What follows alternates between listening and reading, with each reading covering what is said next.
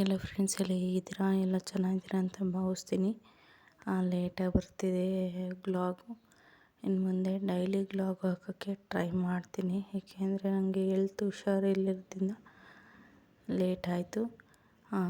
ನನ್ನ ಚಾನಲ್ನ ಯಾರು ಸಬ್ಸ್ಕ್ರೈಬ್ ಮಾಡ್ಕೊಂಡಿಲ್ಲ ಸಬ್ಸ್ಕ್ರೈಬ್ ಮಾಡ್ಕೊಳ್ಳಿ. ಲೈಕ್ ಶೇರ್ ಕಮೆಂಟ್ ಮಾಡಿ. ಇನ್ನು ಉಕ್ಕುಡ್ಗದ್ರಿಯಿಂದ ಸವದತ್ತಿ ಕಡೆ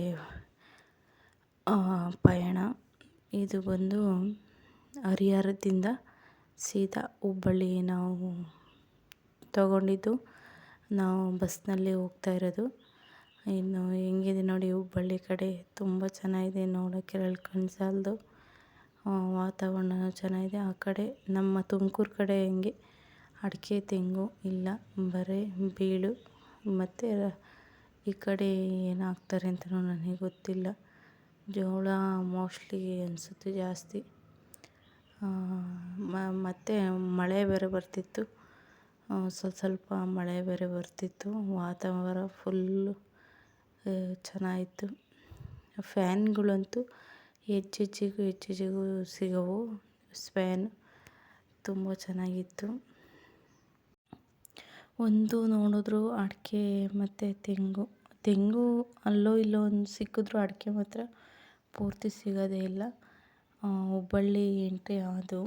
ಹುಬ್ಬಳ್ಳಿಯಿಂದ ತಿರ್ಗಾ ನಾವು ಸವದತ್ತಿಗೆ ಬಸ್ ಹತ್ತಬೇಕು.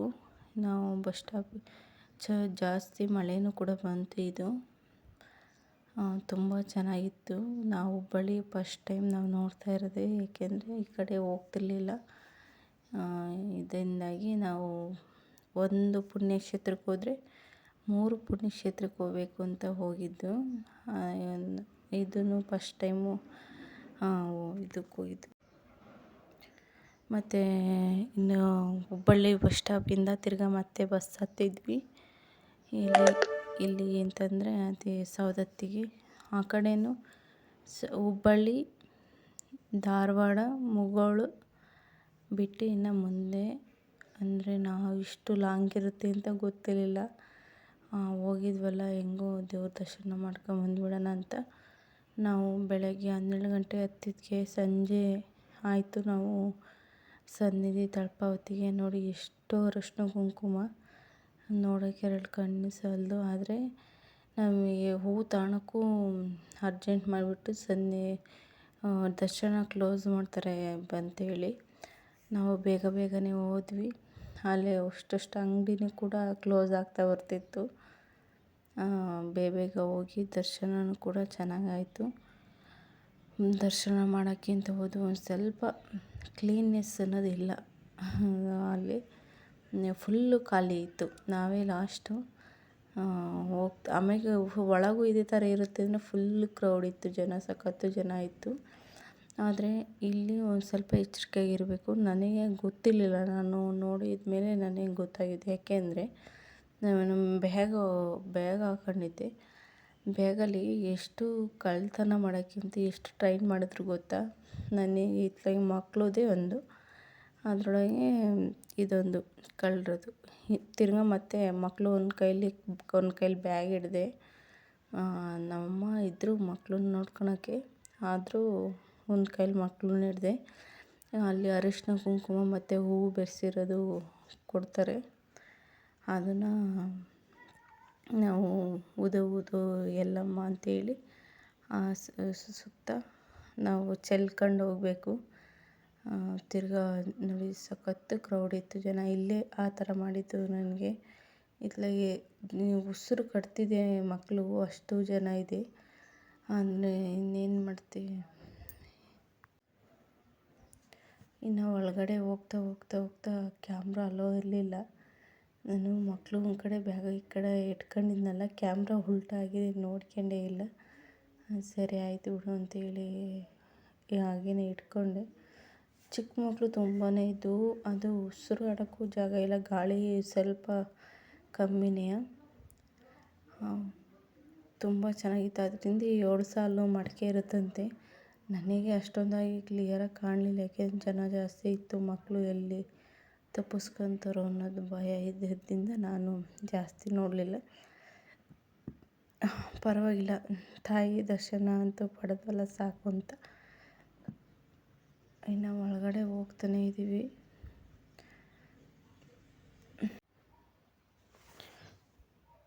ತುಂಬ ಜನ ಇರೋದ್ರಿಂದ ನೋಡ್ಕೊಂಡು ಬೇಗನೆ ಈಚೆ ಕಡೆ ಬಂದ್ವಿ. ಎಷ್ಟೊತ್ತಿಗೆ ಈಚೆ ಕಡೆ ಹೋಗ್ತಿತ್ತು ಅಂತ ಉಸಿರನ್ನೇ ಕಟ್ದಂಗೆ ಆಗ್ತಿತ್ತು. ಎಷ್ಟೊತ್ತಿಗೆ ಈಚೆ ಕಡೆಗೆ ಹೋಗ್ತಿತ್ತು ಅನಿಸ್ತಿತ್ತು.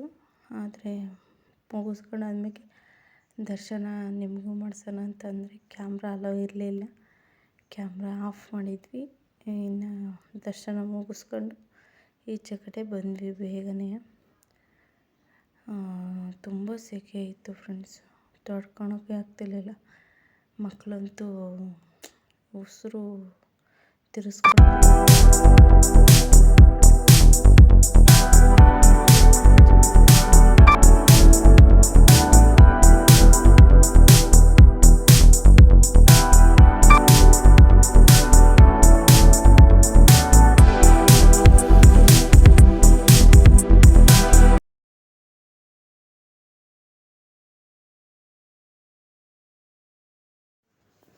ತಿರ್ಗಾ ಮತ್ತೆ ವಾಪಸ್ ಬಂದ್ವಿ. ದರ್ಶನ ಎಲ್ಲ ಪಡ್ಕೊಂಡು ಮತ್ತು ಊಟ ಮಾಡೋಣ ಅಂತ. ಇದು ನೈಟ್ ವ್ಲಾಗ್ ಆಗಿತ್ತು. ಇದು ಬೆಳಗ್ಗೆ ಡೇ ವ್ಲಾಗ್. ಬೆಳಗ್ಗೆ ವ್ಯೂ ನೋಡಿ ಎಷ್ಟು ಚೆನ್ನಾಗಿದೆ ಅಂತ ನೋಡೋಕ್ಕೆ ಕಣ್ಸಲ್ದು. ನಾವು ಪರಶುರಾಮನ ಸ್ಥಳ ಐತಲ್ಲ ಅಲ್ಲಿಗೆ ಹೋಗ್ತಾಯಿದ್ದೀವಿ ಸ್ನಾನ ಮಾಡೋಕ್ಕಿಂತ.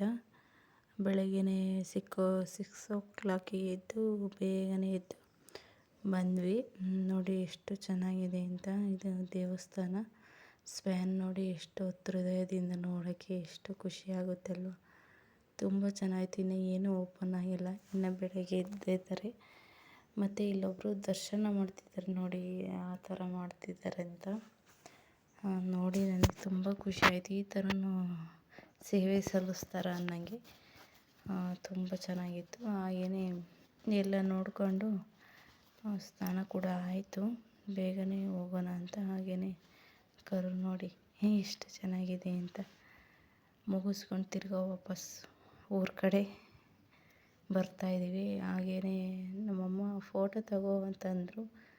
ಬೇಡಮ್ಮ, ಇದು ನಾವು ಎಲ್ಲ ಇಟ್ಟು ನಿರ್ವಹಿಸೋಕ್ಕಾಗೋದಿಲ್ಲ, ಹಾಗೆಯೇ ದರ್ಶನ ಪಡ್ಕೊಂಡು ಹೋಗ್ಬಿಡೋಣ, ಬೇಡ ಬನ್ನಿ ಅಂತಂದೆ.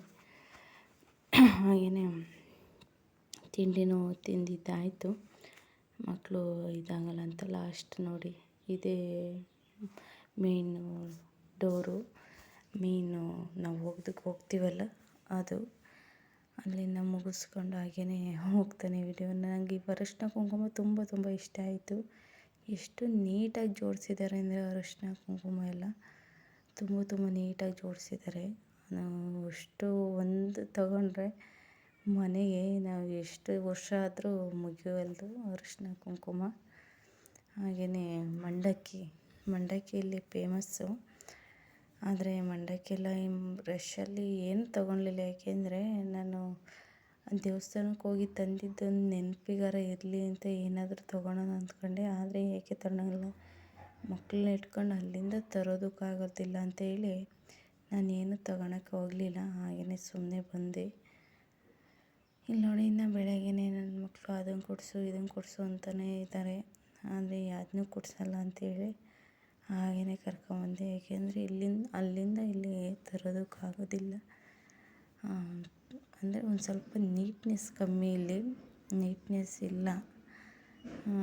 ಅದು ಬಿಟ್ಟರೆ ಇಂಥದ್ದೆಲ್ಲ ಚೆನ್ನಾಗಿದೆ.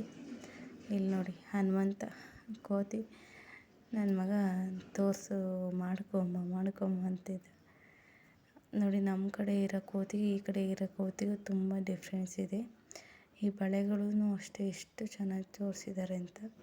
ಹೋಗೋದಕ್ಕೆ ಆಟದ ಹತ್ರ ಬಂದ್ವಿ. ಇಲ್ಲಿ ನೋಡಿ, ಅಲ್ಲಿ ಮೇಲೆ ಒಂದು ದೇವಸ್ಥಾನ ಇದೆ, ಅಲ್ಲಿಗೆ ಹೋಗೋದಕ್ಕಾಗಲಿಲ್ಲ. ಏಕೆಂದರೆ ಮಕ್ಕಳನ್ನೆಲ್ಲ ತಿರ್ಗಾ ಬೆಟ್ಟದ ಮೇಲೆ ಕರ್ಕೊಂಡೋಗಿ ತಿರ್ಗಾ ನಾವು ಬರ್ತೀವಿ ಅಂತಂದರೆ ತುಂಬ ಲೇಟ್ ಆಗುತ್ತೆ, ಬಿಸಿಲು ಕೂಡ ಆಗುತ್ತೆ ಅಂತೇಳಿ ನಾವು ಹಾಗೆಯೇ ಬಂದ್ವಿ. ಆಟ ಫಿಲ್ ಆಗೋ ತನಕ ಯಾರಿಗೂ ಇಲ್ಲ ಅಲ್ಲೋ. ಫುಲ್ಲು ಒಂದು 20 ನಿಮಿಷಕ್ಕೆಲ್ಲ ಫಿಲ್ ಆಯಿತು. ಅಲ್ಲಿಂದ ಹೊರಟ್ವಿ. ತುಂಬ ಚೆನ್ನಾಗಿತ್ತು ದರ್ಶನ.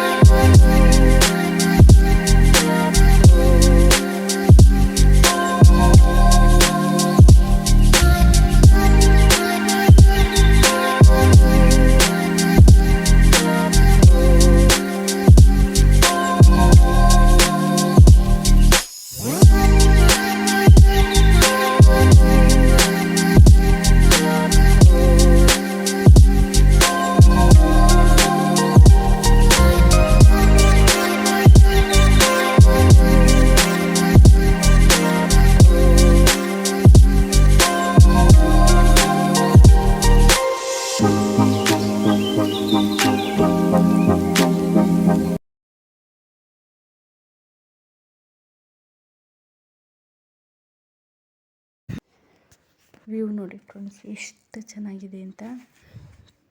ಇಲ್ಲರಿಯೋದು ಮಲಪ್ರಭಾ ನದಿ ತುಂಬ ಚೆನ್ನಾಗಿದೆ, ಅಂದರೆ ಸಖತ್ತು ದೊಡ್ಡ ನದಿ. ಇಲ್ಲೆಲ್ಲ ಏನಿದೆ ಜಾಗ, ಆ ಹೊಳೆ ತುಂಬಿ ಈ ಜಾಗ ಎಲ್ಲ ನೀರೆಲ್ಲ ಆವರಿಸ್ಕೊಂಡಿತ್ತಂತೆ ಒಂದ್ಸತಿ ಅಲ್ಲಿ ಅಂತ ಹೇಳ್ತಿದ್ರು ಆಟೋದಲ್ಲಿ. ಅಷ್ಟುದ್ದು ಒಂದು 2 ಎಕರೆ ಅರವಣೆ ಇದೆ ಫ್ರೆಂಡ್ಸ್, ಸಖತ್ತು ದೊಡ್ಡ ಹೊಳೆ ಅದು. ಅದ್ರ ತುಂಬ ಚೆನ್ನಾಗಿತ್ತು. ಇಲ್ಲಿ ಇದಕ್ಕೆ ಹೋದ್ಮೇಲೆ ಸವದತ್ತಿಗೆ ಹೋದ್ಮೇಲೆ ಕೊಪ್ಪಳಕ್ಕೆ ಹೋಗ್ಬೇಕಾದ್ರೆ ನೀವು ಉದೋ ಕೊಪ್ಪಳದಮ್ಮ ಅಂತ ಅಂದೋಗಿ, ಏಕೆಂದರೆ ಇವರಿಬ್ಬರು ಅಕ್ಕ ತಂಗಿ ಇರೋದ್ರಿಂದ ಅಲ್ಲಿ ನಮಗೊಂದು ಪ್ರಾಬ್ಲಮ್ ಆಯಿತು. ಅದು ಏನಂತ ಹೇಳೋದು ಬೇಡ, ಏಕೆಂದರೆ ಅದು ಏನಂತ ತೊಂದರೆ ಏನು ಕೊಡಲಿಲ್ಲ ನನ್ನ ತಾಯಿ. ಅಂದರೆ ಒಂದು ಸ್ವಲ್ಪ ನಮಗೆ ಜೀವನೇ ಹೋದಂಗಾಗಿತ್ತು. ತಿರ್ಗಾ ನಮಗೆ ಗೊತ್ತಿಲ್ಲದಲೇ ಇದಾಗಿತ್ತು. ತಿರ್ಗಾ ಕೊಪ್ಪಳದ ಮೇಲೆ ಹೋಗೋರು ಉದೋ ಕೊಪ್ಪಳದಮ್ಮ ಅಂತ ಹೋಗಿ, ಇಲ್ಲಾಂದರೆ ನಿಮಗೆ ಟೈಮ್ ಇದ್ದರೆ ತಾಯಿ ಸನ್ನಿಧಿಗೆ ಹೋಗಿ ನೀವು ಒಂದು ಕರ್ಪೂರ ಹಾಕಿ ಪೂಜೆ ಮಾಡಿಸ್ಕೊಂಡು ಹೋಗಿ, ತುಂಬ ಚೆನ್ನಾಗಿರುತ್ತೆ. ಇವರಿಬ್ಬರು ಅಕ್ಕ ತಂಗಿ ಆಗಿರೋದ್ರಿಂದ ಪರಶುರಾಮ ತಲೆ ಕಡಿಯೋಕ್ಕೆ ಬಂದಾಗ ಇಲ್ಲೆಲ್ಲೋ ಒಕ್ಕೊಂಡ್ರು ಬಿಡ್ಲಿಕ್ಕೆ, ಅಲ್ಲಿ ಕೊಪ್ಪಳದಮ್ಮನ ತನಕ ಹೋಗಿ ಎಲ್ಲಮ್ಮ ಒಕ್ಕೊಂಡಿದ್ದಕ್ಕೆ ಅವರು ತಂಗಿ ಏನು ವರ ಬೇಕು ಕೇಳು ಅನ್ನೋ ಹೊತ್ತಿಗೆ ನಿನ್ನ ಸನ್ನಿಧಿಗೆ ಬಂದರು, ನನ್ನ ಸನ್ನಿಧಿಗೆ ಬಂದೋಗಲಿ, ನಂಗೆ ಅದೇ ಸಾಕು ಅಂತ ಅಂದ್ರಂತೆ. ಅದಕ್ಕೋಸ್ಕರ ಅದು ಹಿಂದಿನ ಕತೆ, ಆ ಥರ ಹೇಳ್ತಾರೆ. ಹಾಗಾಗಿ ಅಲ್ಲಿಂದ ಹೋಗ್ಬೇಕಾದ್ರೆ ನೀವು 3-4 ದಿವಸ ಟ್ರೈನೆಲ್ಲ ನಿಂತಿದೆ. ಅವರಿಗೂ ಎಲ್ಲ ಮೆಕ್ಯಾನಿಕ್ ಬಂದರೂ ಸರಿಯಾಗಿಲ್ಲ, ಏಕೆಂದರೆ ಇದು ಉದೋ ಎಲ್ಲಮ್ಮ ಅಂತಂದು ಇಲ್ಲ ಕೊಪ್ಪಳದಮ್ಮ ಅಂತಂದು ಹೋಗ್ದಲೇ ಇದ್ದರೆ ಈ ಥರ ಪ್ರಾಬ್ಲಮ್ ಆಗುತ್ತೆ.